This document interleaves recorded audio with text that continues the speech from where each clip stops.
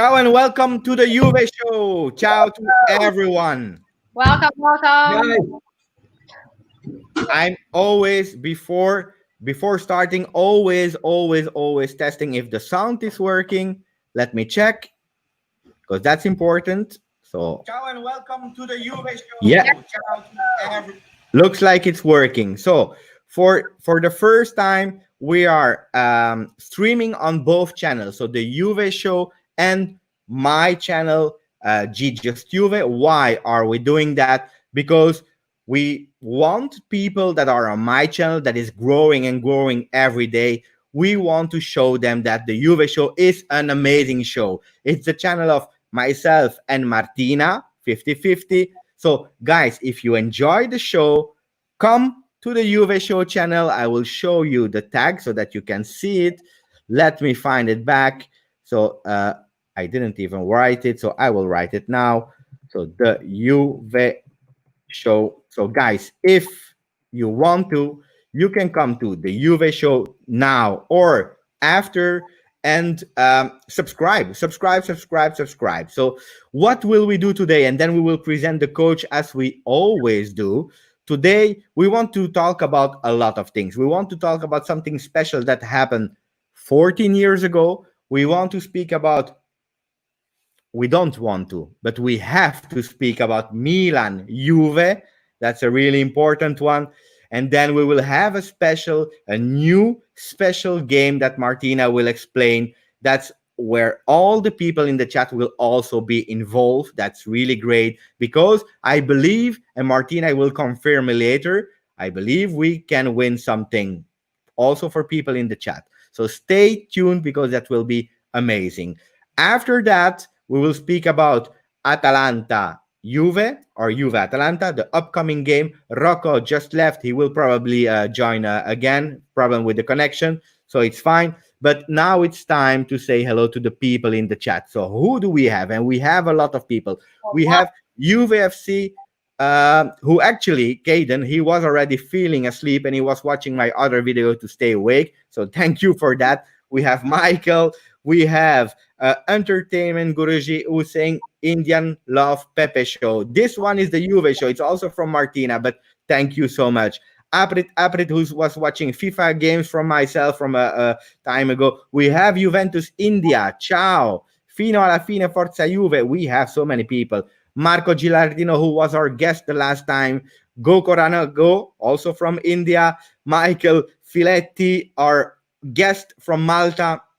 We have a lot of people. Oh my God. Abdul Ghani, always present. Thank you. Hassan Shi. We have Ajinkya. Saad is there. Ojo Joseph. Ciao, man. We have another guest from us, Mohamed El Shahali, El Tactico, and Rusitano. So we have a lot of people. We are about to be 20. But who else do we have on the channel? I believe it's there. Oh, look at that. From the first time I was right, we have someone who's called AJ. Hello and welcome, AJ. Hi, welcome everyone. Tell us, who are you and why are you here? So my actual name is Ahmad, and I go by AJ because it's much easier to pronounce. So I am originally from Jordan, and I have moved to the US, to Ohio, or I moved to the US like around 9 to 10 years ago. So first I was Michigan, and then I moved to Ohio for school. And I have been a Juve fan since around 2002. So the Champions League of 2003 made me fall in love with Juve, because back then there was like the bandwagon of supporting Real Madrid and Barcelona, and I wanted to support a different team. And the run that we had in that Champions League was so amazing. And I enjoyed watching Nedved, Del Piero, Camoranesi, Davids, and all of those players. So yeah, that's me. Thank you, AJ. That's Welcome. really a beautiful story, and you have chosen the right club. I can guarantee you that. Yep. 100%. But we have also someone else. who Ciao, is it? Rocco. Hi, guys. Thank you. Thank you very much for having me on the show. Yeah, I started following Juve just last year. Just kidding, of course. Longtime Juventus fan, of course, founder, one of the co-founders of the Bianconeri YYZ Juventus official fan club in Toronto. But before then, longtime Juventus supporter, community builder, looking to build bridges with other clubs all over Toronto within the Italian community, and trying to build the Italian football movement from the grassroots up.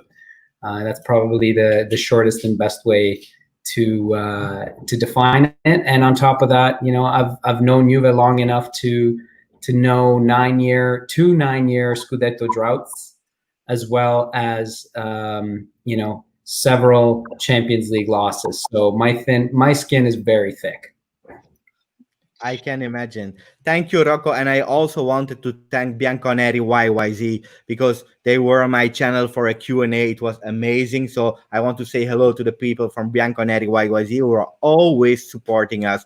YouVe Show, my channel, thank you for that because you are doing amazing. And I believe, Rocco, you are also starting to write some Mercato updates.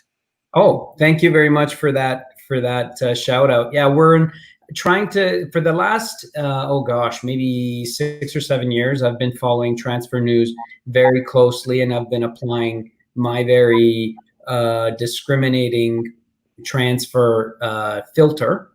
And you know, I've basically looking at some of the better and more reputable sources. And so I thought, you know, why not provide that to the people out there, and through the Bianconeri YYZ website, which is of course bianconeriyyz.com, and the transfer tracker is what we've called it, and it's pinned right at the top of our Twitter channel, which we update basically on a daily basis, or as soon as there's any news related to Juve. It's very hard, especially once we will get through the thicker parts of the Mercato news, to sift through a lot of the noise. So I figured, why not offer that up to people instead of talking about all the rumors? We'll talk about the most salient rumors, talk about the real negotiations, and of course keep track of the official deals that have been finalized. Thank you. I recommend you go and read it. And then, because I spoke a lot and when I start to speak, I'm like a train. I do monologue. So we have, wait, let me try to do it on the right way. We have here Martina. Ciao, Martina. Hello, hello. You don't want to present you anymore. Oh, my bad. Yeah, so I'm Martina, one of the hosts of the YouVe Show. I'm also Juve designer on social media, and yeah, I'm always here, so make sure to tune in every single time. I hope so, because guys, Martina is doing so much work. It's incredible for the channel. And I believe also she prepared something really, really nice for later. Guys, now it starts after the presentation. It was nice. It started to enter the discussions. And the first thing I want to do with you is showing an image. Tell me, guys, what, if you remember that night of 14 years ago. Rocco, wow. do you remember that night with Cannavaro lifting the cup and Buffon hitting it? I was really young. I was so young, you know. I think I was 2. I was a baby. I think I was just barely born. No, unfortunately, I was very, very mature, actually, fortunately, to remember, and the memory is still quite vivid. I remember I watched it with family, making sure that all of the right kind of superstitions were on point, and all the things that I'd worked so far continued to work. And you know, after it was all over, there's this community, the Italian Canadian community will gather in this area that's been dubbed as Corso Italia, which is a part of St. Clair Avenue West in Toronto.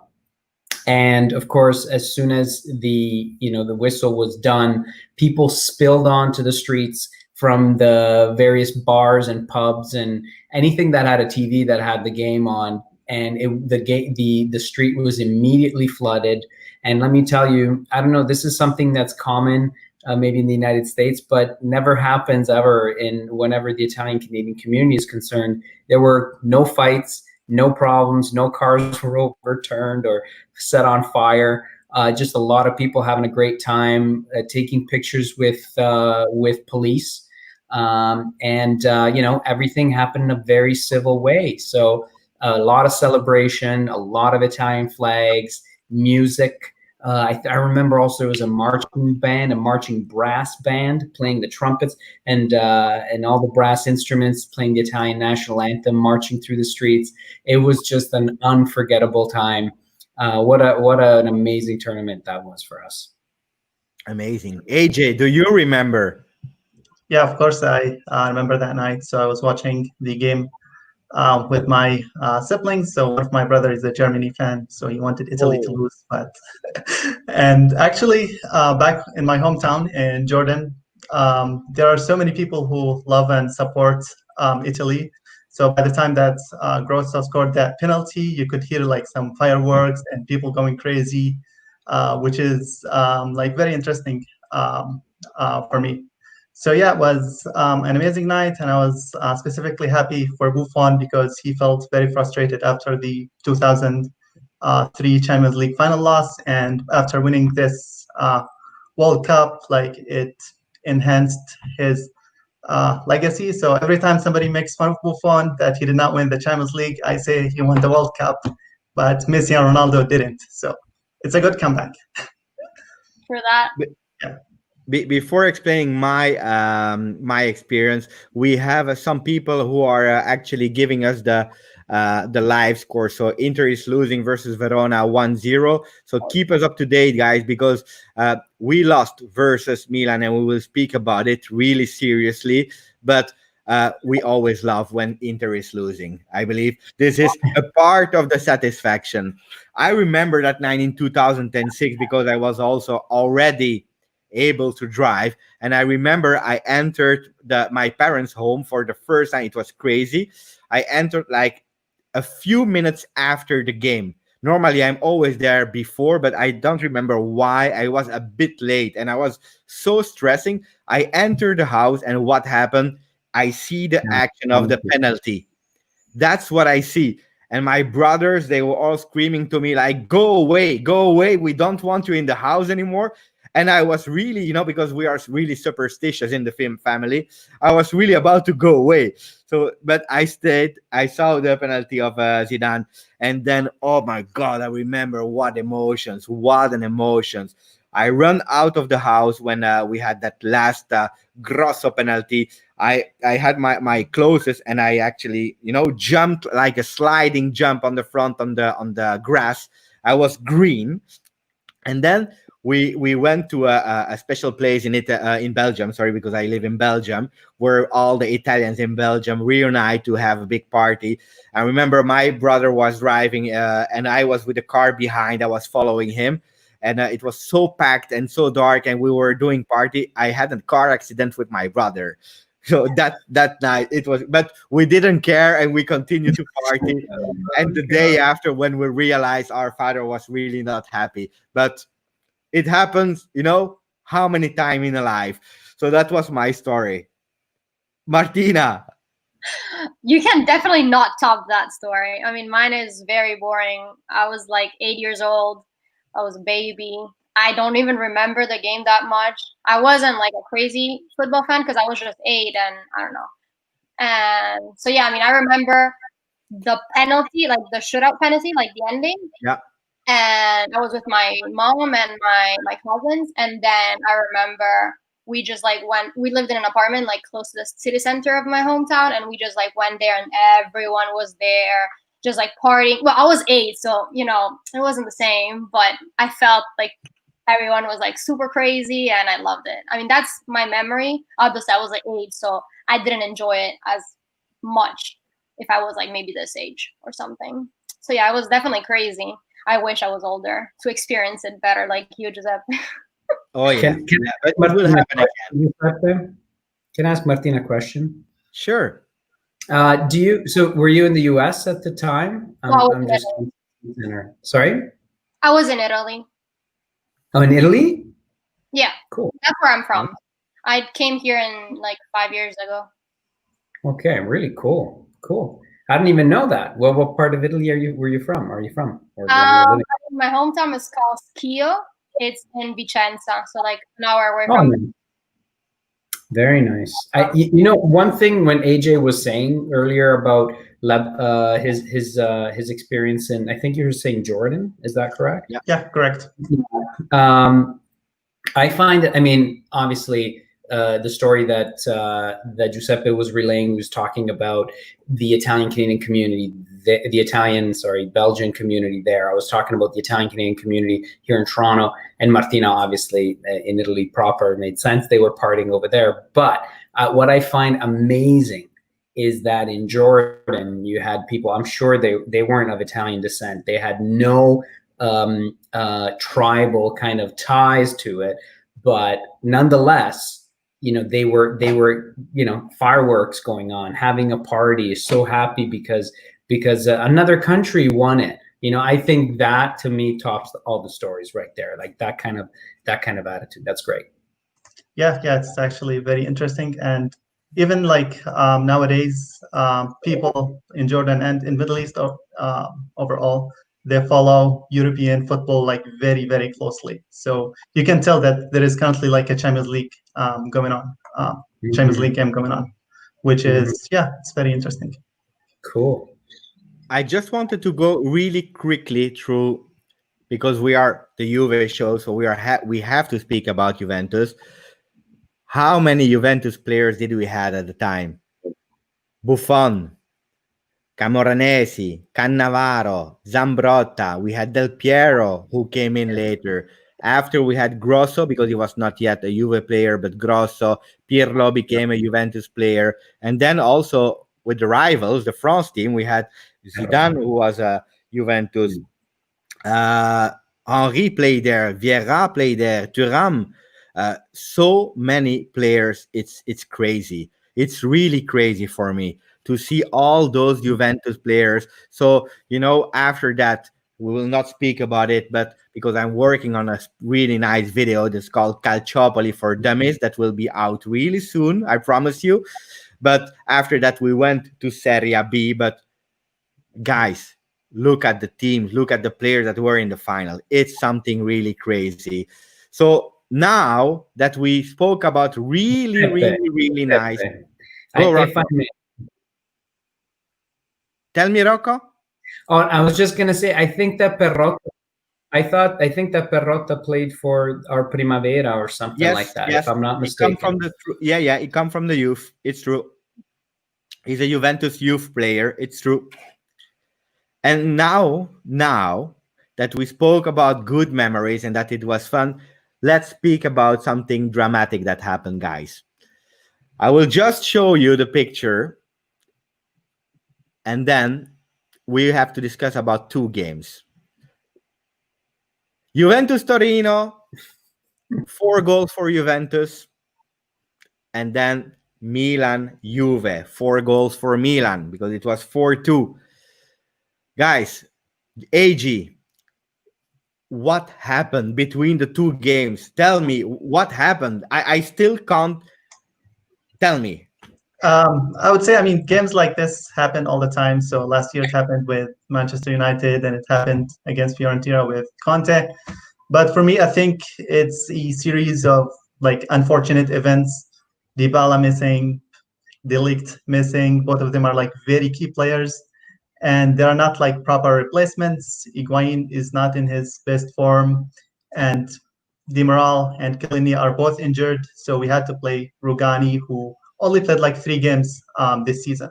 And Milan have been like in good form in recent weeks, and I think there was some kind of a mental and physical breakdown around like the 60th minute where Milan started like scoring all these goals. And so that's what happened for me. Also, I feel like maybe because Lazio lost like just before that game, I feel like that also well, I don't know if they watched the game, but definitely they know the result. And that definitely, in my opinion, impacted the mentality of the players. We're like, oh, that's fine. We're fine. It's only Milan. We can win. And then boom. I feel like that also impacted the mentality of the players. Rocco, are you as kind as Martina and AJ? I think I don't think she's done yet though. But I think if we talk about 180 minutes of football here, we're talking about 150 minutes of which were played at a very good level. I think the game against Torino, we were in, we had really crisp, fast passing. Maybe Torino did not do a good job at all at shutting down the lanes. And to be honest, I think we've seen in the last 30 minutes, and for the better part of the Milan game, we saw a really good Milan team shutting down all the spaces, which is, I think, that has been the key for some coaches' counter tactics against Juve this year. So despite of all that, Milan had made their own mistakes in conceding the goals against us.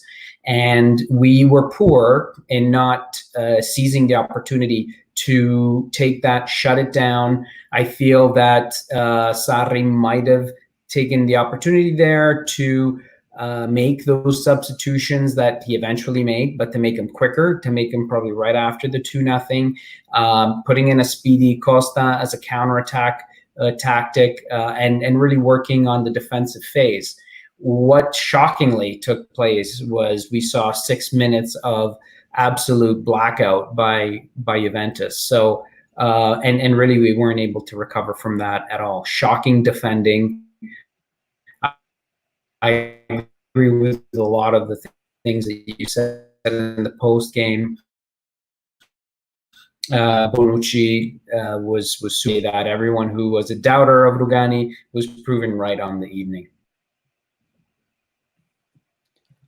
Yeah, I don't know what he was doing with those backward lunges over there. What was Bonucci doing? Like, what is that?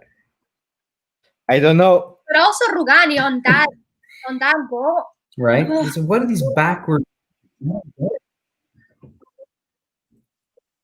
I still can't explain myself what happened there. It was poor. Some really poor defending on the game. Yeah, and actually, even after the subs, I did not feel that Costa was as effective as he was against Torino and in the previous games. So it didn't seem that we were even close to coming back into this game. Would you say was De Ligt or Dybala the most missing piece out of this game, if you have to pick one of the two? Definitely say De Ligt, because when he's in good form, also Bonucci is playing good. And this also gives freedom to Cuadrado to go and join the attack. So it really affects so many things in the team. So given that we conceded 4 goals, I think it's De Ligt. And we scored 2. I mean, it's not that we were struggling for it. Sure. Yeah. No, I will tell you guys, when I saw the calendars, I remember I said Milan will be a tough game. Why? Because we had only 2 days to rest. Only 2 days. We were playing also in the afternoon versus Torino, so that's a lot of energy that we give away. And when on top you add Dybala and De Ligt, the double Ds that are missing, it started to be difficult. But I also anticipated that we would play a kind of boring football the first 45 minutes, because it was planned. You cannot play 90 minutes. They are also humans like all of you and like me. So I was really okay with the 45 minutes, even it was not the most beautiful football in the world, like Sarri said, because Sarri said we played for 60 minutes world-class football. I don't agree with that, but I think they played a smart game, and it was working, because the 45 minutes, except a last-minute goal of Ibrahimovic that was cancelled due to offside, we started to enter the second half really well. And then you see that also it was a tactical, and it was planned to enter that field like that. And Rabiot, what a goal, an amazing goal. Then you have Ronaldo with a big mistake. And there I believe, as AJ was saying, and also Rocco and Martina, mentally problem came also because of the game of Lazio. But that's where I was really, really pissed off. And normally I am a kind of balanced person. You know, when we lose, I also compliment the other ones. And I went out of my mind. Why? Because there were, after the 60 minutes and the penalty, for me, it should never be a penalty, but with the rules today and what we saw this season, it is what it is. So it's not an excuse. He can give it, and we know versus Juventus they gave them. So let's not talk about the penalty, but, and that's a problem, after that, Bonucci, he didn't take his leader as a captain. That was one of the things what I'm really pissed off versus Bonucci is, you are a captain and you have to wake everyone up. And Sarri, for me, planned the game really well. It's not his fault if in 5 minutes we concede 3 goals, but maybe I can just tell him, you should have put Douglas Costa even before, after the 2-1. Not because he played well, because AJ just said Douglas Costa didn't play well neither, and he's correct, but just to explain the mentality to the player that, okay, guys, we want to put some pressure. So I was not happy at all, and still now I'm not. So Yeah, the substitution came in too late, like way too late. I mean, after the 2-0, it was already like minute what, 60 some 60. Yeah, around minute 60, they should have made the changes before the first goal. If anything, they could have made it right after the first goal, not wait that long. And that I was like, okay, let's make substitution. Okay, it's time. Okay, it's time. And then boom, we were losing. And I'm like, what the heck? The game changed completely. And I feel like definitely.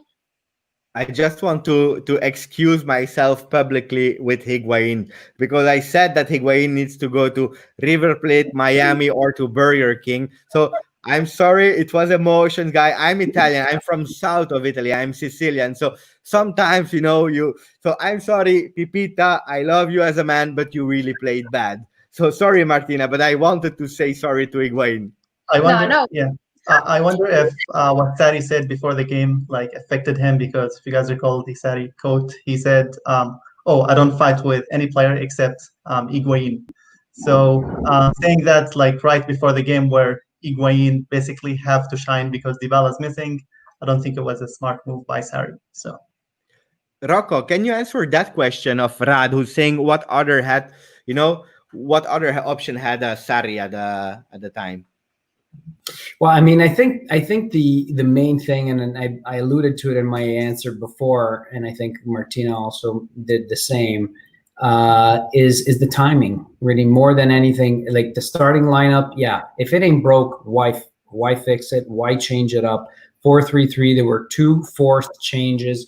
There was Ivan in my group at Bianconeri YYZ. We did a post game recap after Torino, the derby. And he was saying, well, maybe we can put in Ramsey right off the start. What choices did he have? And that's a great question. We really didn't have that many choices in terms of the starting lineup, right? Even Ramsey won't last the amount of time. Douglas Costa has 30, 40 minutes in his legs at a time. And Higuain didn't even play 30 or 40 minutes in a row, I don't think, until that point, right? So the changes were forced.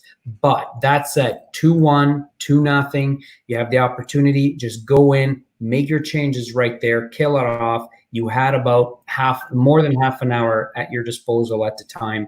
Those changes could have been made a little bit sooner and, taken advantage. That aside, we should have been way sharper in terms of the defensive phase. I know you kind of just look at, Bonucci embarrassed himself with those backward lunges. Rugani was backing off of Ibrahimovic, and it's just ridiculous, right? We know De Ligt would have gone in hard. He would have committed, he would have put his big foot in there, and he would have gotten the ball out several times. And Rugani instead just kept stepping back and back and back and back. So, but besides that, when I say defensive phase, I'm just not talking about 2 players. I'm talking about everyone participating from midfield, forwards, all the way down to the goalie. And I think just mentally, there was, when we talk about a blackout, and Sarri talked about this in the post game. He said, "Well, there's no way, there's no point even to discuss why we can think about this and analyze this and beat this horse to death. We won't still to this day be able to figure out what happened, and therefore we'll just dismiss it and we'll move on to the next game." Would you say though that is at fault, or is anyone at fault for this game, for the Milan game? Sorry. Who did you say? I would say is that fault? Sarri? Yeah. Or any. Well, honestly, I think in the end, there's about 12 people who lose the game and who play the game, win the game, and lose the game together. So it's 11 plus the coach. And I think the coach has a relative importance, could maybe matter as up to anywhere between 25 to maybe 10%. They get, as Allegri used to say, he was at most. He used to say, "I'm trying to get out of the way and trying to limit the damage that I do." But yeah, no, I mean, the defensive phase there, it was just lights out. There was a lot of characters there that didn't have.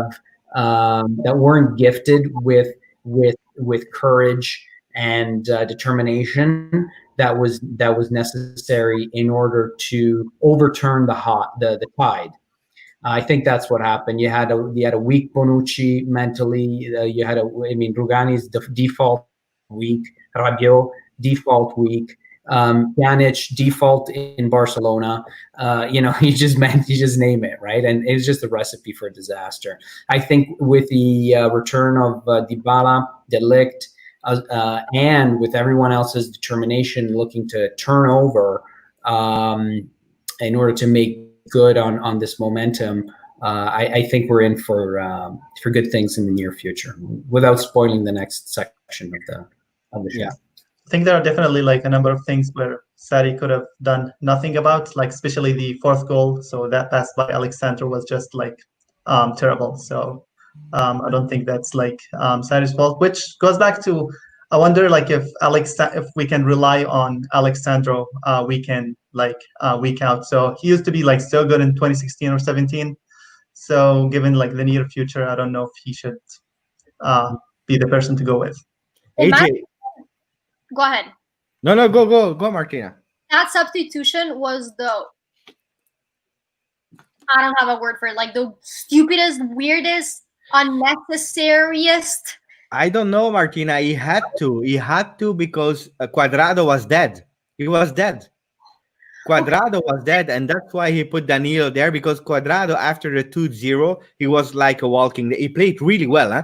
For me, he played really well. But after 2-0, he also had a slight injury because he received a knock, but he was walking. He was dead.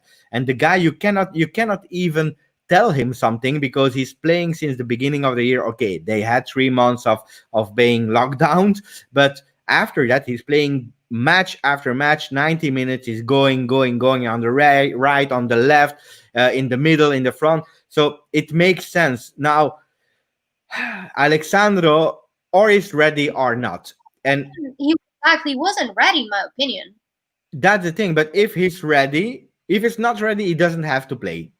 If Sarri thinks that he's ready even to play 20 minutes, I'm sorry, he has to be concentrated, because Alexander is not the first time that he do things like that. Huh? I already saw it in the past.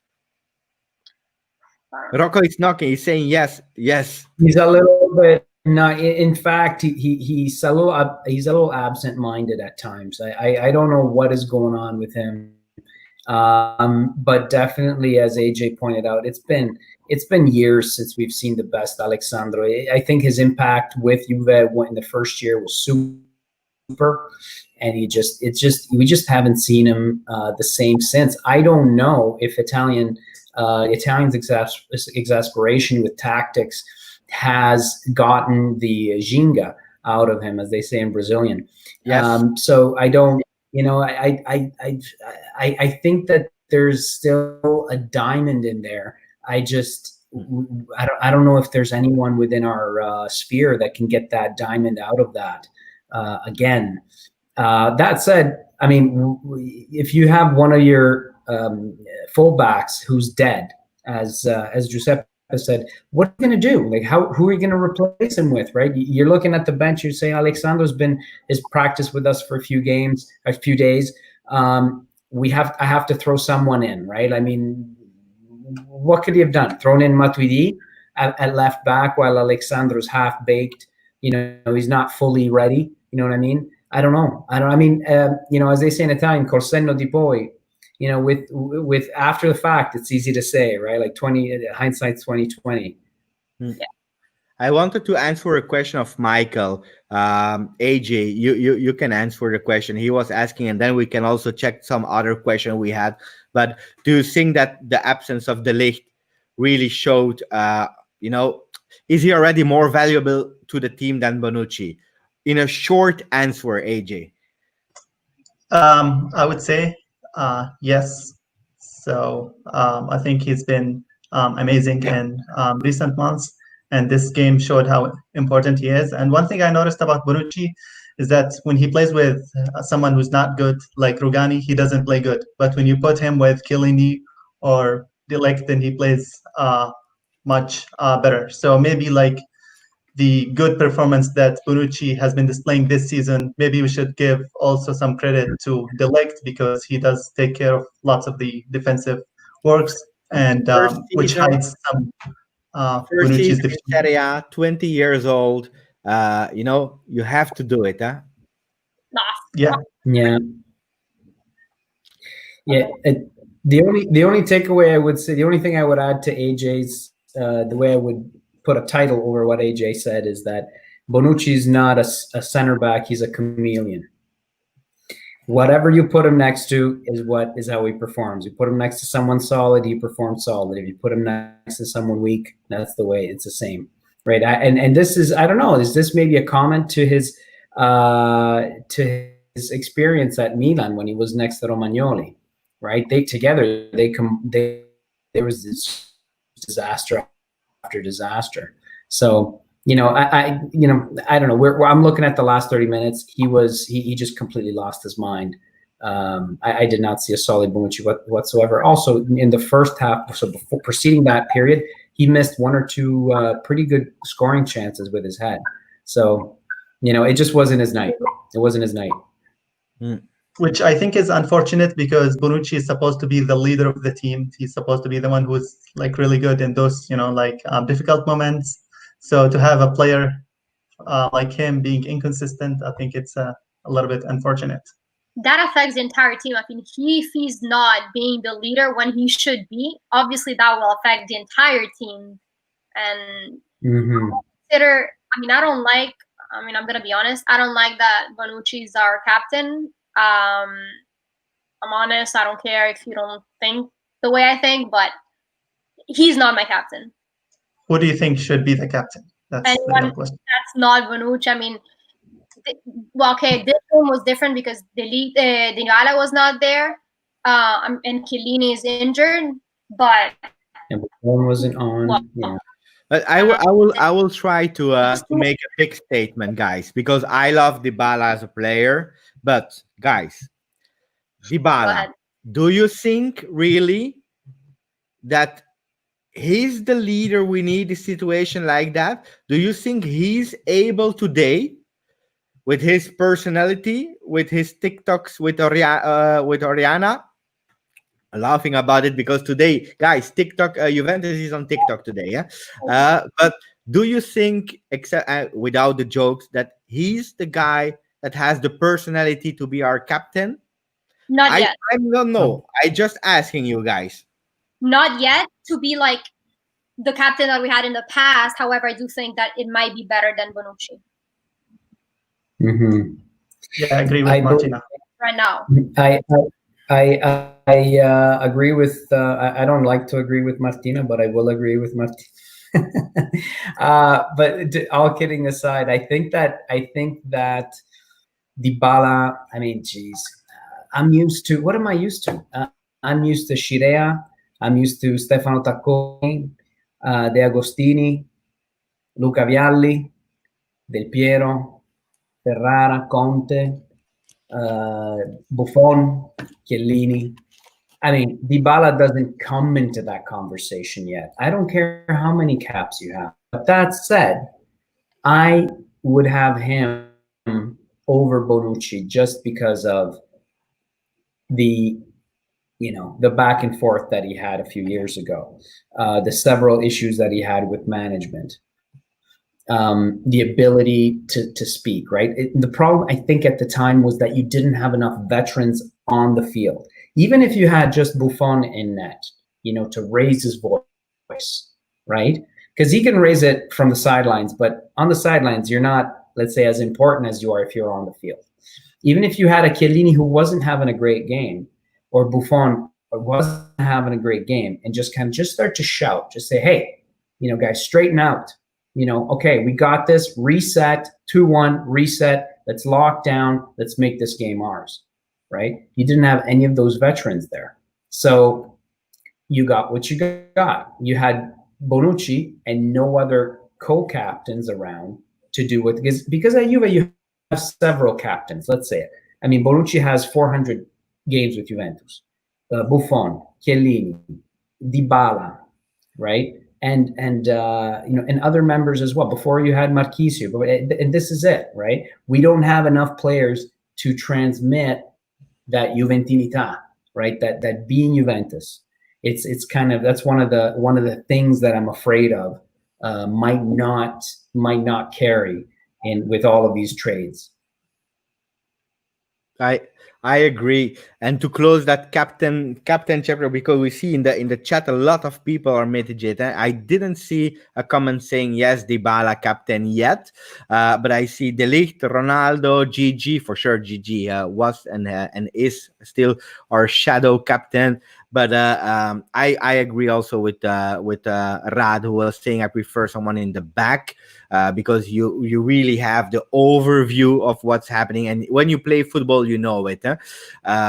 More than Ronaldo, that you like him or not, but he's also a bit more selfish than the other. Because for me, a captain is someone that lives the locker room 360 degree, and we know that Ronaldo, he's not keen to go out with the other players to have like parties, like evening with them, dinner and so on. So even if he has a really strong personality on the field, and I agree, I was reading something about the ex-players of Juventus, and they were right, I believe, and they were speaking, it was it was Ravanelli and Torricelli. They were saying, actually, it's the locker room that is deciding who's the captain.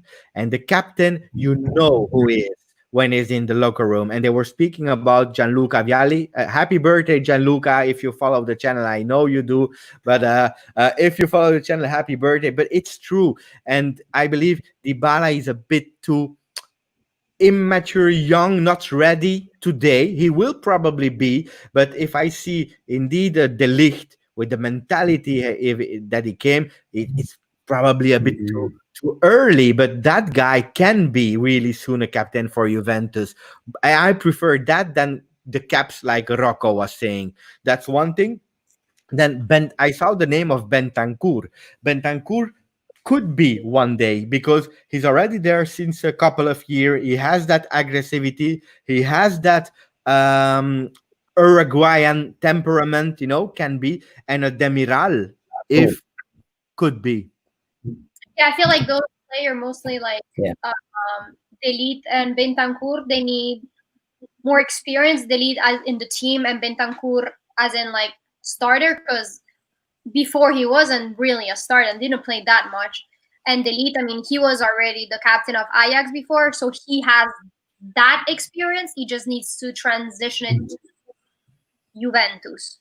And I really think he can create that space in the team and have him as a captain. I would love that.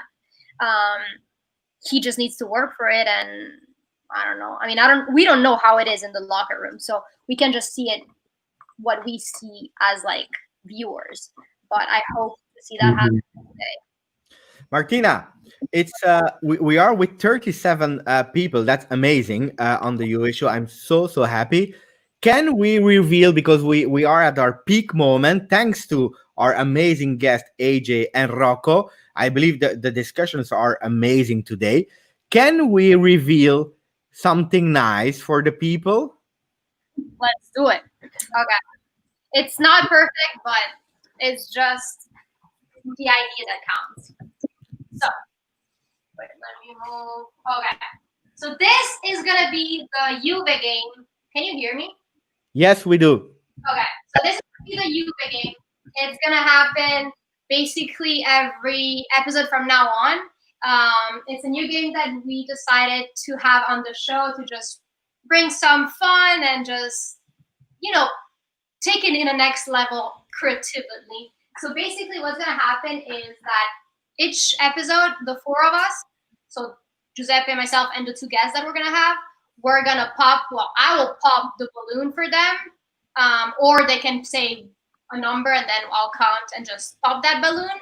And then inside each balloon, there is a dare or a truth and dare. So there's a message, and then you will basically have to do that thing that's inside. And in one of them, there is a giveaway. So if you pop that balloon that has written down inside giveaway, then there will be a giveaway on this channel. So make sure all of you guys that are in the live subscribe, because there will be a giveaway coming soon.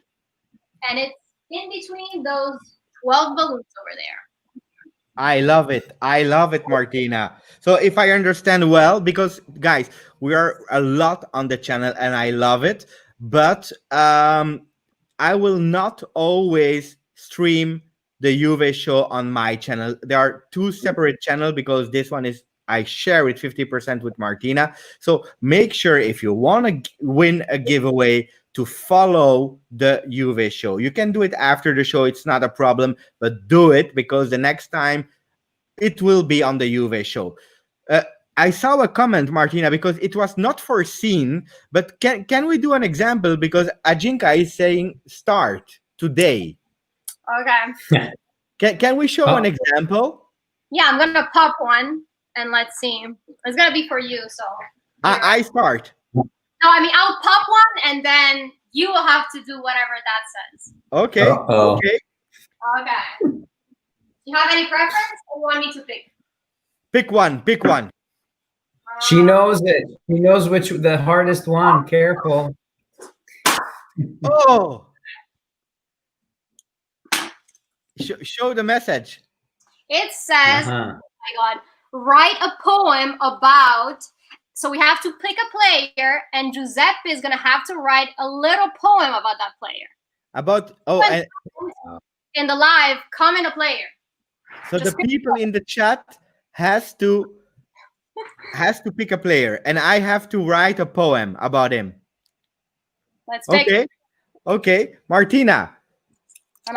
While I'm doing it, because I need a bit of creativity, and while people are saying which player they want me to write, so the first player who has 3 times the names, I will write a poem about him. So put it in the chat, guys.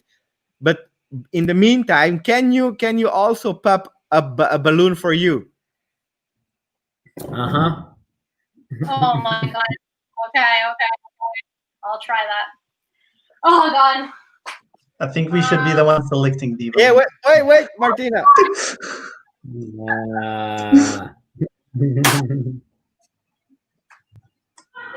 We have so many names. We have Chiellini 2 times, Chiellini two times at the moment. Okay. What? Show me. What do you have to do? So I have to subscribe to the YouVe Show 5 times. That's not there. So let me do that. And look at that. I will write a poem about Chiellini in the meanwhile. But while you're tweeting, Martina, I believe our guests also have to do. And I think in one of the balloons, there are some dare things also quite nice. I try to pick a nice one for Rocco. Oh, God. This is very brutal. Okay, let's see. This is for Rocco. Oh, Okay, this is fine. Name 5 Juventus retired players. Oh wow. Okay, you know what? I can do that now while you guys are doing your job. Okay. So actually, I'm gonna go way back. I think there was another podcast I was listening to the other day, and they were talking about goalkeepers, and they're trying to outname however many goalkeepers they could. So I was like, I can't believe that they did not mention Giampiero Combi, who was one of the most legendary goalkeepers of Juventus all time, and he won the 34 and 38 World Cup and won 5 championships, 5 scudetti in a row from 1930 to 1935. So Giampiero Combi, you kids out there, go and do your research. Giampiero Combi was a fantastic goalie for Juventus, absolutely legendary. Another retired player, while I'm still with keepers, I'll say Dino Zoff, of course, who lifted the World Cup at 40 years old in 1982, and won everything under the sun except the Champions League or the Champions Cup at the time for Juventus. So if it wasn't for in the 1983 final for a goal by Magath against Hamburg in Athens. So that's another super great. Another one who's underrated, but you hear once in a while, is Gaetano Scirea. Gaetano Scirea is very much close to the heart of Juventus fans all over. Joined Juventus right after with Atalanta.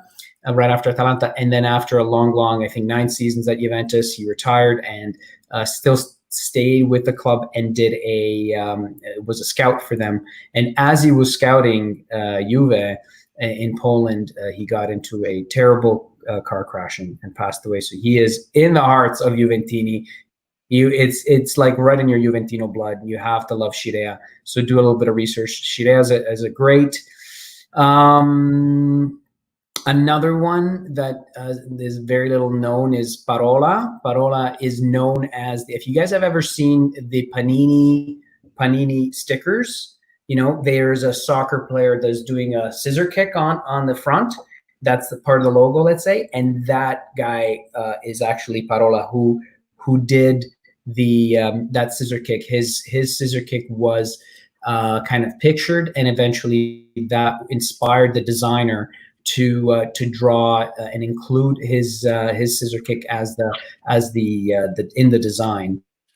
By the way, Parola was not a forward, but yeah, there you go. Parola was not a forward, but a defender. So funny enough, a lot of people figure, it's a goal off of a scissor kick, but that was it. So that was 4, I believe. Gosh, I mean, I don't want to do Del Piero's too easy. Del Piero's too easy. Another retired Juve player. Well, of course, Platini. Very little. Platini is what Del Piero was before Del Piero came around, and Platini was the reason why a lot of Juventus fans became Juventus fans. And of course, he's known as now a manager in football, but he won everything under the sun in 3 years with Juventus, and I think every year he won the Golden Ball, and he also won 2 out of the 3 years. He also won the scorers charts, won 2 Scudetti, and of course Champions Cup, Intercontinental Cup, and so much more. Probably the reason why Giuseppe is a Juve fan and why Giuseppe's dad is a Juve fan, here's a bonus, is Pietruzzo Anastasi, who was a Sicilian goal scorer, punta di diamante, was a forward for Juventus, joined Juve, I think, in the 60s, just at the same time that there was a large Southern Italian migration into Turin to work for Fiat. And he connected basically the south to the north through black and white stripes. So Pietro Anastasi is another great Juve great who's now retired. It's there great you go. how many history Rocco. Thank you for that part of history, guys. Before AJ's turn, my poem is ready.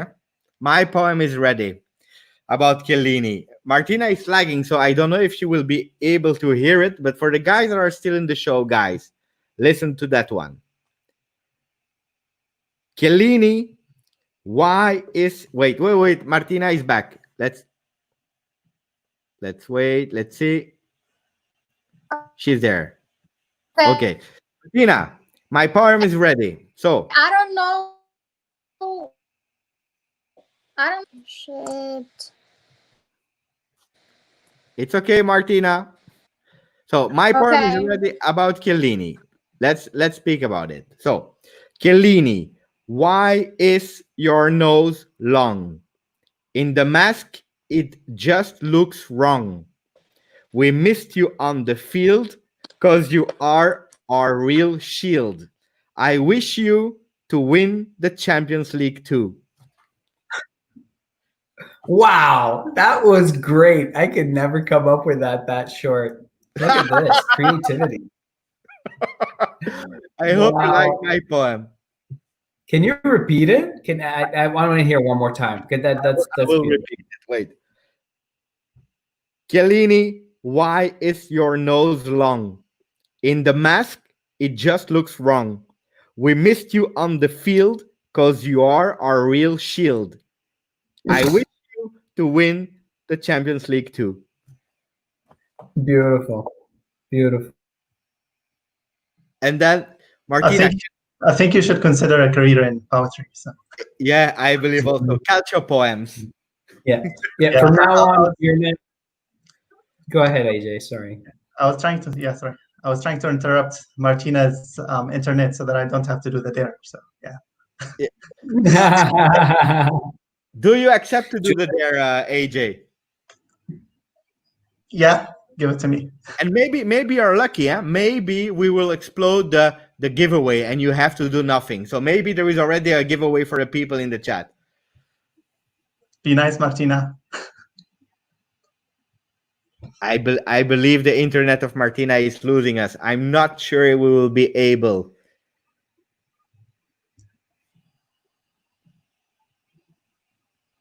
We don't hear Martina, but let's read it. Draw a Juventus player. So AJ, you have to draw just the face of a Juventus player, and the people in the chat has to guess who he is. Let's do it.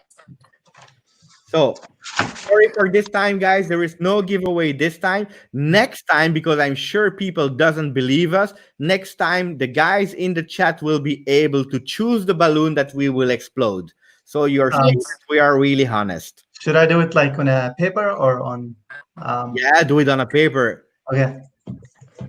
And while you are drawing, we introduce already the next topic, and it's the last topic of the day. It's actually the defense. And what is the defense? It's because we have to prepare a game, and it's Juventus Atalanta. So, guys, from the moment AJ is ready, he will show the drawing and we will try to guess it. So interrupt us when you are ready, AJ. But Rocco, the first question I have for you about Juventus Atalanta is, are you scared? And is scared a word that can describe the situation about Juve Atalanta? Juventus Atalanta is the match of the remaining games in Serie A for Juventus. It is the toughest mountain to climb, in my opinion, leading up to what might be, and what we all hope, everyone at least on this that's live right now, hope is our 9th consecutive Scudetto. Juventus Atalanta is on a super form. It is a team that is that's super physical, fast, tireless, and these are qualities that are extremely important in general, because they're able to bring additional intensity on the field. But it's all the more important right now that you have so many games in a row with tired legs, with teams that are and players that are not in mid-season form, and with mounting injuries. So scared. we should fear nobody. We have the highest payroll in the Serie A. We have a fantastic roster.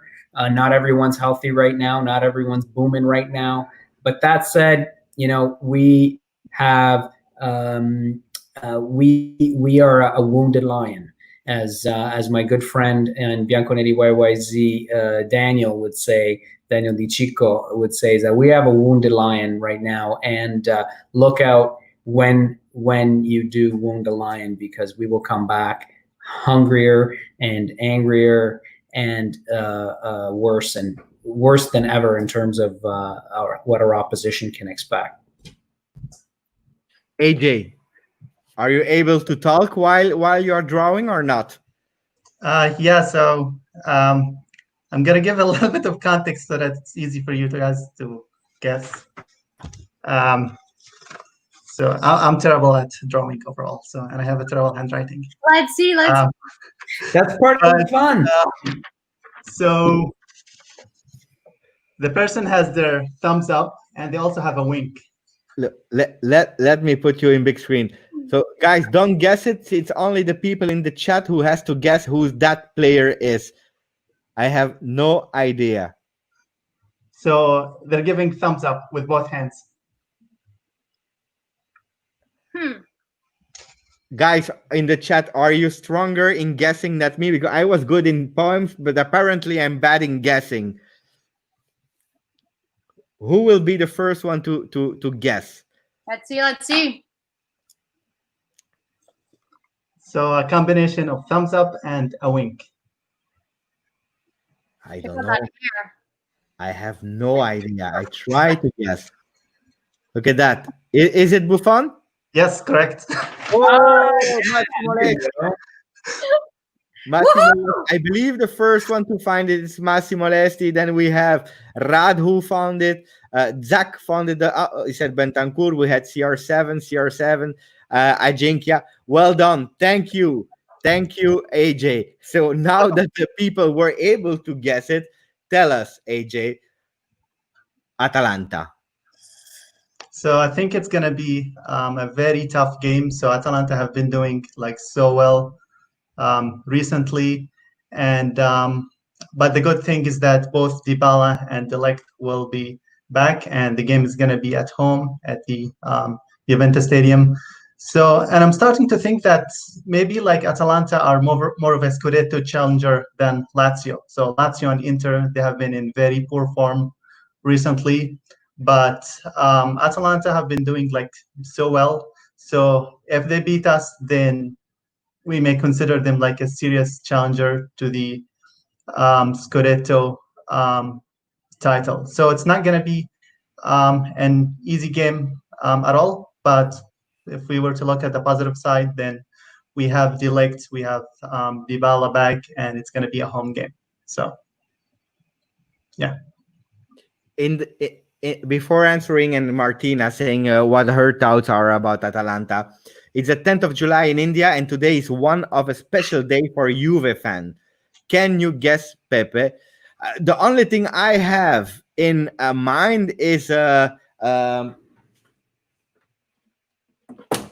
it's the day we signed that guy 2 years ago. Caden, am I right? Is that the day you are referring to, or is there another day? Rocco looks to know. Oh, I don't know. I don't think it is. I thought it was a few days earlier, but maybe that might have been the official day in which he penned the contract. Unless he was being malicious and was talking about the Serie B sentencing, but maybe that was later. It was the 10th. It was later. I think a special day for Juve fans could be the Cristiano Ronaldo. Let us know, Caden. Let us know if yes or no. Yes. I was guessing right. He said yes. So yeah, that's that. There you go. Okay, cool. Good job, Giuseppe. Martina, Atalanta. What do you think about Atalanta? I wished we won the Milan game so we couldn't stress that much on the Atalanta, and maybe if we lost, it wasn't a crazy deal. now I'm stressing so much because now I'm like, we need to win this game, because if we lose, then they're like just next to us, and I can't do that. I stress too much. So I'm scared. I think it's gonna be a tough game. Thankfully, Delete is back, as we all said, and Dybala as well, which will make a huge difference. But Atalanta is, I mean, it's a strong team, so it's gonna be the hardest game in my opinion so far. So let's see. I think it's gonna be, we're gonna win, because I always think we're gonna win. However, it's gonna be tough. And we cannot have another mental breakdown like the one with Milan, because if you give Atalanta the chances, then they can score so many goals. They will score like 7 goals to us if we have that, even more. If we have that mental breakdown, poof. Yeah, go ahead, Rocco. Yeah. We'll have to score. Yeah, no, I think that it'll be important to maintain the distance of 7 points with Lazio more than anything. Whatever they do, if we match that, and of course, then there's a game between before the one against Lazio will be against Sassuolo, and maintaining the distance, arriving at that head-to-head encounter with 7 points difference will be key to secure to our attempt to maintain the reigning champions crown. We just have to forget the Milan game and just act as if we just won the other 2 games, like 4-1 and 4-0 and 3-0, 4-0 and 4-1, right? I believe it will be a tough game, but the lucky thing is that we play after 3 days, and mentally, when you have to wait a whole week, you start seeing negatively. So the fact that we play really quickly, it's really good for us. Now Atalanta is young, they have nothing to lose, they don't care, they want to go and fight for it. So the intensity will be so important. I'm curious to see how we will do that. And then the question I have for AJ maybe is Pjanic, because if we speak about intensity and Pjanic in the same sentence, in the last year, it's not really something that we have to put it. Would you start him versus Atalanta? I think I would. I know this is going to be controversial, but I would still start him. So before the Milan game, we had a number of decent performances, and in each of those, Pjanic was starting. So we do know that Rabiot and Bentancur, they have to start. They have been in good form recently, and I don't really know if you replace Pjanic with Matuidi, then the midfield is going to be too physical, and we do want a player with some technique. And Pjanic, as bad as he has been recently, he's still one of the most technical players in midfield, and I would trust him much more than Ramsey and Matuidi. So, Rocco, you agree? Plus he has the minutes, right? He has the minutes in his legs. He can make it happen. I mean, Ramsey is still fragile. The rest of our midfielders, we need to rotate. So, why not squeeze this orange while we have it before we throw away the peel, so to speak, to make a literary reference. But one thing I wanted to point out was that I believe Atalanta, I don't know if they mathematically clinched the UCL berth or not, but I think that may be a bit of a factor. I just remember hearing Gasperini talking about achieving that very important goal for Atalanta this year, and maybe that might be a reason for them to kind of relax and let off the gas, especially since second place is still possible, mathematically possible, but with having 2 teams in front of them and X amount of points in front of them, I think that would be a little more difficult to achieve, and this might be the make or break point for them. So it'll be important. And nonetheless, even though we don't have fans at Allianz Stadium, it's still our home and it's still our fortress. And we're used to a very quiet crowd at Allianz as of late. if you'll forgive me the mean comment. People are asking if Chiellini is ready to play against Atalanta. The last news I heard was that Chiellini was even ready to play against Milan. Now, for sure, playing against Milan immediately is risky. It was a big game, so that's why Sarri didn't decide to play him. Now we are 3 days later, or will be 3 days later. Will he risk it? I don't know, guys, because if Chiellini comes in versus a team in a big shape, but really big shape and intensity like Atalanta, I don't believe he will risk it, to be honest. And we have De Ligt coming back. And who do you bench? I don't believe you will bench Bonucci, while De Ligt and Chiellini never play together this season. Never, ever. So even if he's ready, he will not play against Atalanta. That's a fact. What do you think, guys, about a midfield to start with Bentancur as a regista, Matuidi on the left to support also Ronaldo and to block there, and then Rabiot on the right? Because if you remember, the goal that he scored it from also the right side of the field. What would you think about that one? That's the first question for AJ, and then maybe Rocco. I don't know if you followed Atalanta a bit, but we were linked to Gosens today, the left back of. But they are playing in a 3 midfield. So AJ, what do you think about the first question, the midfield, and then Gosens Mercato with Rocco? Okay, so I think replacing Pjanic with Matuidi is going to take away some creativity from that midfield. I don't know if this midfield combination, I don't know if we've played this before, so it would be a little bit risky to field Bentancur, Matuidi, and Rabiot at the same time if they haven't played together. They did a bit in the beginning of the season.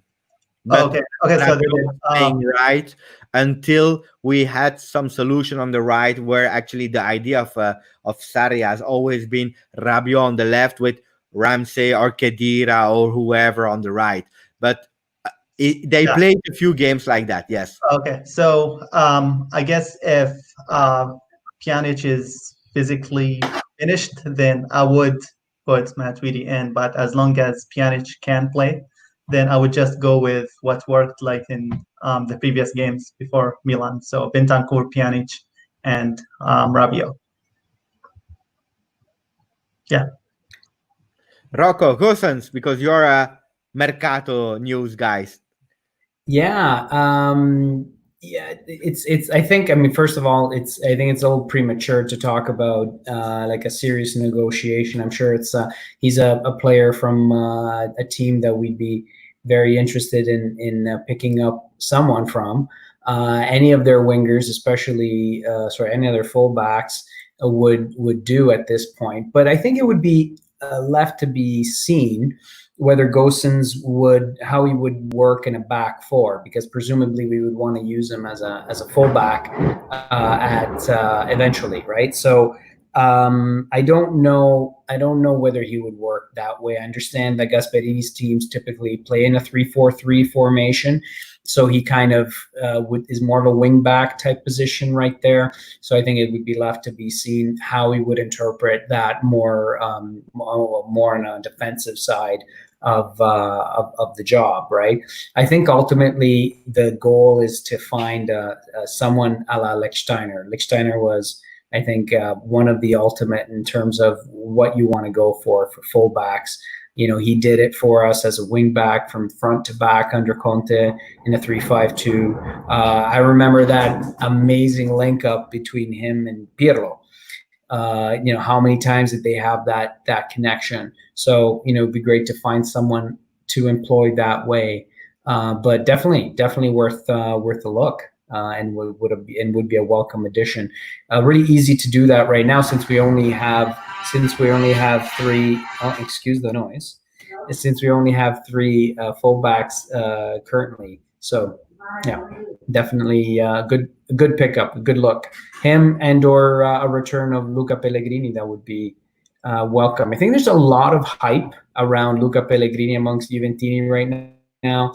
I'm left. It's left to be seen whether that hype has any kind of reasoning behind it. I think he's got wheels, but he's not a fantastic crosser, and he really hasn't played out of his mind in Cagliari.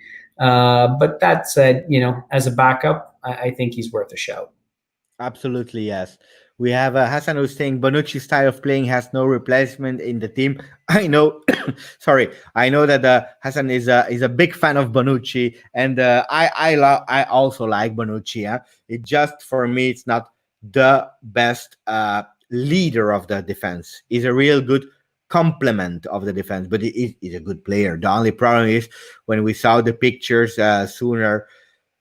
He has to pay attention of how he defends, and that's why a guy like Chiellini or the league that are more aggressive, more on the man, they help him a lot. But yeah, I'm not a Bonucci hater. Gozens played in a 4-defender formation at Heracles Almelo. That's in the Netherlands, Almelo. So thank you, Michael, for the inside information. That's why I love to have people from all around the world, because I didn't know he was playing at Heracles Almelo. So thank you for that, and that's a really good one. I can take that in my Mercato videos. Good one. Then we had another thing. Pjanic personal is poor. He lost my support. So Z from Lebanon is saying that it's over for Pjanic now for her. It's a pity, because I know Z, every time she posts a picture on Instagram, the players are watching it, they are liking it, and Pjanic was one of the players that always watch her stories. So you will miss one follower, Z, from now on. And then we had Mo, who was saying that our friend El Tactico, who was saying great ringtone about the Imperial March. Tagliafico is only 25 million. So that's Michael who is saying that about Tagliafico. Am I wrong if Tagliafico is from Ajax, right? Or yeah? Or am I wrong, Michael? Can you confirm? He was there last season. Yeah, it's from Ajax. It's still at Ajax. So let's see. But we need.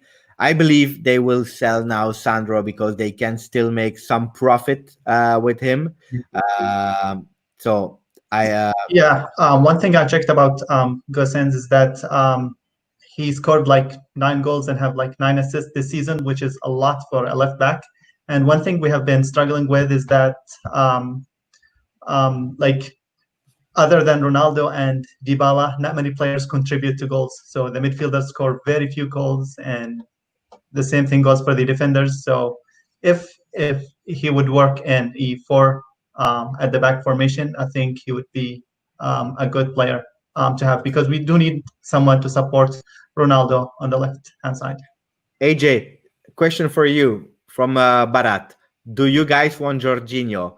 And yes or no? If it's a no, tell me who's your additional midfielder, because we have now for next year Arthur and Bentancur. Who would be the third, if not Jorginho? Huh?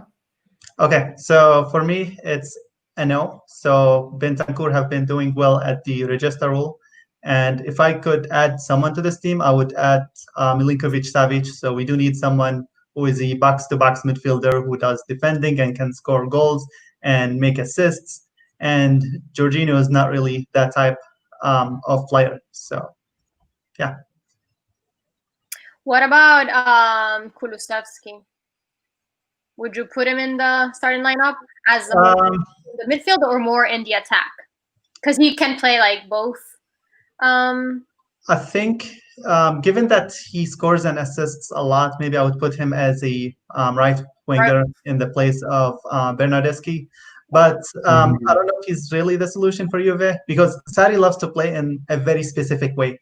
And it's a little bit problematic when you give him players who don't have clear positions, like Kulusevski, like Dybala, like Ronaldo. Sometimes he's a striker, sometimes a left wing. So maybe we should give Sarri like an actual right winger, so that he doesn't have to try out so many formations until he figure out his system. So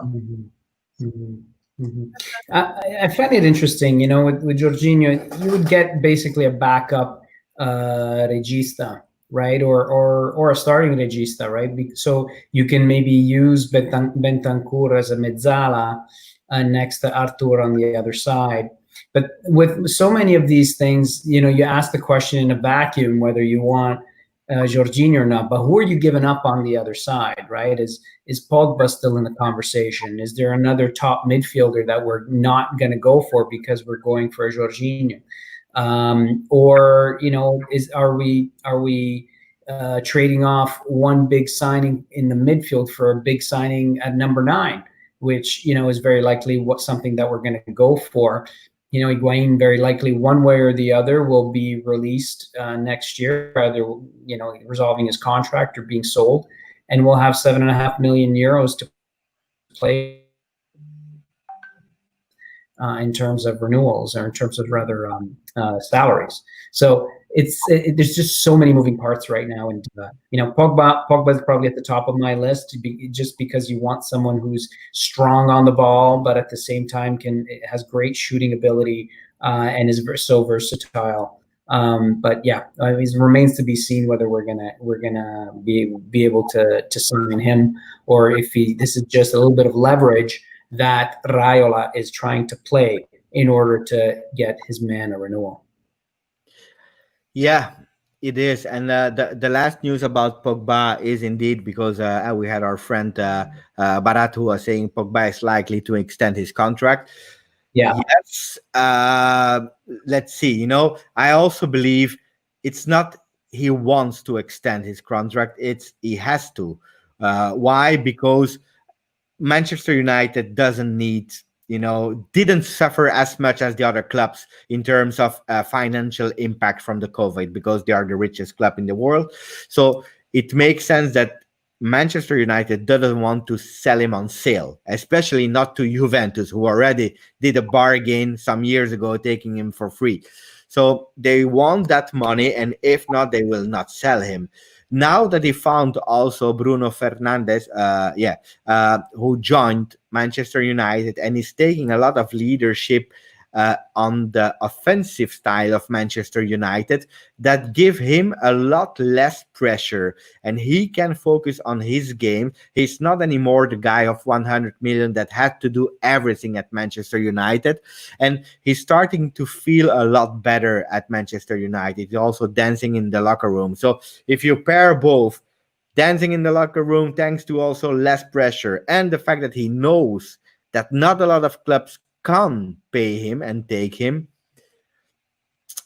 I think he also start to think about, okay, I have to stay at Manchester United. Now, we never know. And Mino Raiola, when we saw all the linked players to Juventus, we had a lot. Pinamonti, we had the extension of Matuidi. We have all those players. The last time we had De Ligt picture with the ex-player of Inter and Raiola. A lot of things said that Raiola is again really, really close to Juventus. So let's see what that will happen. And here, Martina, do you want to answer that one? No, I don't think it's gonna happen. It's too late, and it's not that I don't want him or we don't need him. It's more like it's not gonna happen. He left, and we kicked him out, and it's not gonna return, sadly. And I think he declined physically a lot in his last year at Juve. So if we have him now, then we basically have another problem other than Higuain. So we should go much younger on that one. On this one, go young. We need to bring in young kids, not bring back old guys. Old. He's not even old, but you know what I mean, like an old player. Yeah. And also, he had some problems with Sarri in the beginning, so it will not magically happen that the relation will go again. A question for you guys. There are some rumors. It's rumors. Mercato is made of rumors. But Mandzukic has always been a big idol of a big majority of the fans. They loved him for his grinta, never giving up. And you know what he represented? He was loved by the Curva. Some rumors are saying that there are contacts with Inter because of the relationship he had with Marotta. Would you be pissed off if he goes to Inter? Do you think he will do it if the opportunity is there, or like Nedved, who said, "No, I don't go out of respect from Juve"? Martin. He better do that.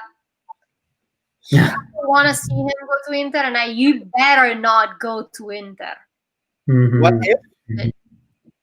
He can pick any other team, not Inter. Mhm. What if it does, AJ? What's your opinion about that? Yeah, I mean, I think that's gonna ruin his UV legacy in some way.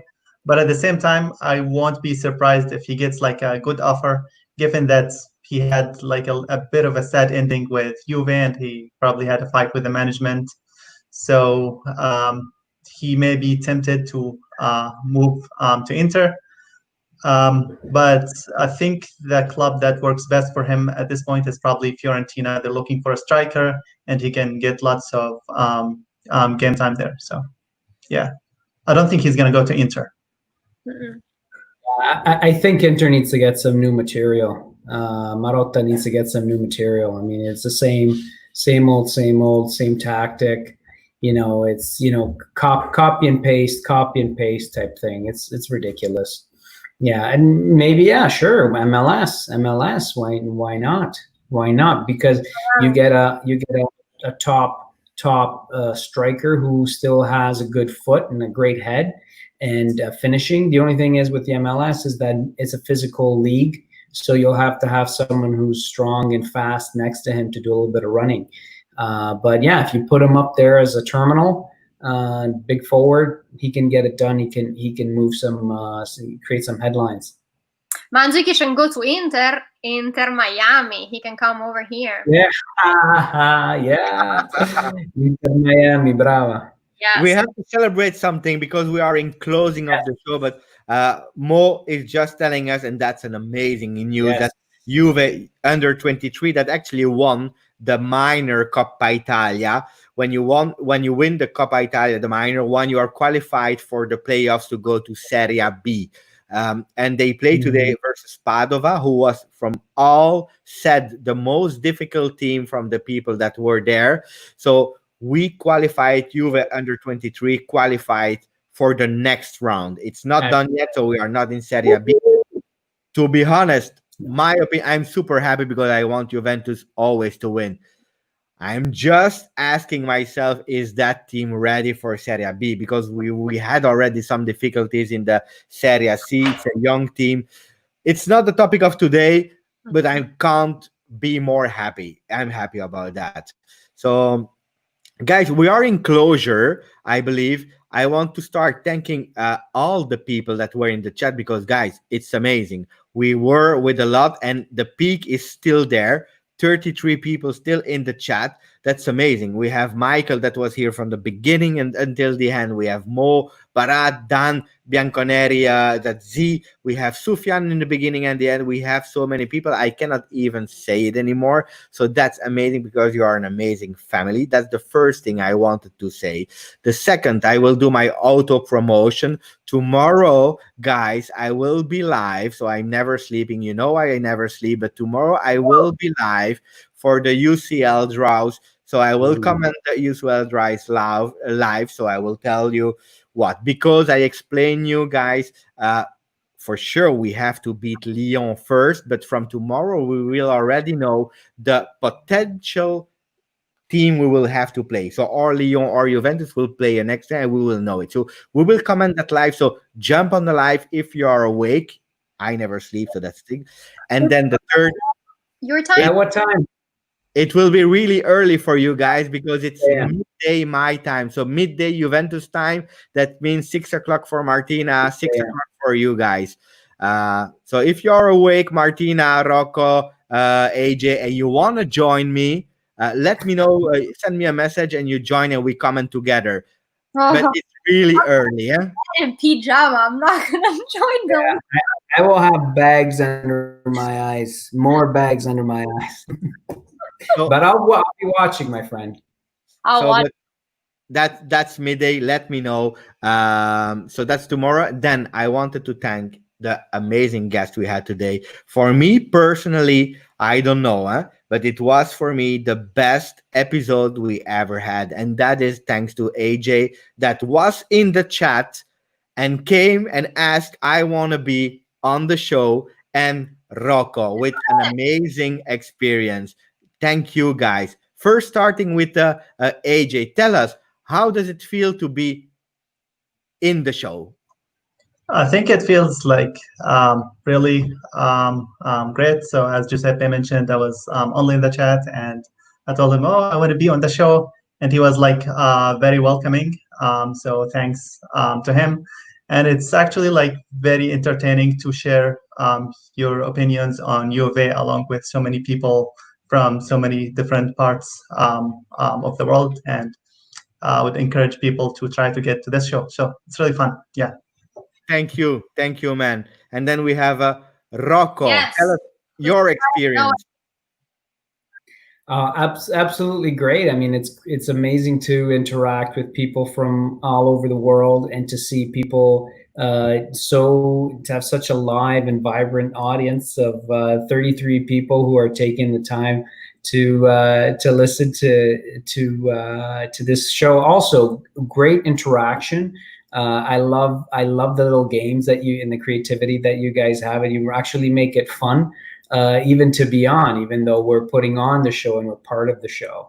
So it's a great way to reach out, to connect, and to continue building community in Juventus. I also love the fact that you guys are very outward looking and very altruistic, as opposed to having a scarcity mentality where you're competing against each other. You're actually uniting your forces together, and also in the process helping each other grow, not only your channels but also each other as Juventini and ultimately as human beings. Thanks, Rocco. Again, a shoot out to Bianconeri YYZ. Guys are amazing. I continue to support them. I believe I'm also part of the family now. Yes, Rocco? you are. Yes, you are, sir. So I will continue to promote them. Guys, if you want, like Rocco or AJ, to be part, AJ, I have difficulties with G and J, but if you want to be part of it, send us an email, theYouVeShow@gmail.com. Martina or myself, we will answer and we will give you a link and you jump in. I know it's not always easy, but we are good guys. And here is Steph. Steph is always present. Rocco is Bianconeri YYZ Mercato King.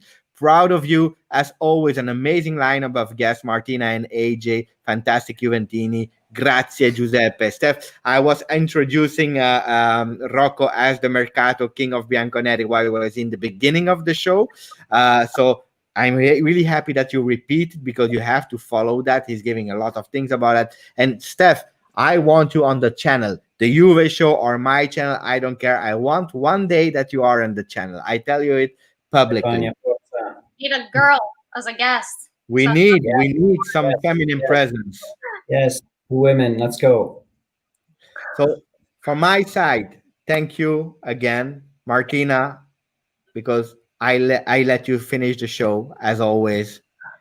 Always finishing it off. But yeah, I mean, thank you for, first of all, everyone in the chat. Always amazing to have everyone present, being active. Just messaging and giving your thoughts. We really appreciate that, and it's amazing. I'm very thankful for that. And then our two guests, thank you. Of course, I mean, I'm so thankful, and anytime you guys want to be again in the show, you can just let us know, and we would love to have you. And I mean, we love to put out this little show that we just started, and I'm so thankful that Giuseppe, my partner, we're creating this, and we have a lot of ideas. So this is just the beginning. So just stay tuned, and thank you for everything. I mean, we love to do this, and we're so thankful that everyone is also liking what we're doing. So yeah. The last news. Oh wow! They drew right at the death. Thank you, Mike. I'm so happy. Is it over? No, not yet. Let me check. 88 minutes. So, Miguel Veloso. I love Miguel Veloso. Well, now this is the best episode ever. So. It's the best episode ever. We have to finish that.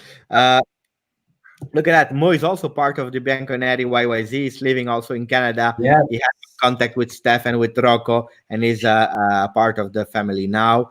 Thank you. So, guys, I repeat, because I saw that a lot of people were watching from my channel, from GJustjuve. Thank you for your loyalty, but I will not every time share it because the goal is to grow the Juve show. So please, if you loved the episode, if you loved our guest, come and subscribe to the Juve show where we will mainly stream. Okay? So thank you. I hope in the last minutes we can win. Verona. I'm Verona today. Let's hope that Verona will stick to the score and interlose. Ciao, grazie, forza, Juve. Fino alla fine. There you go.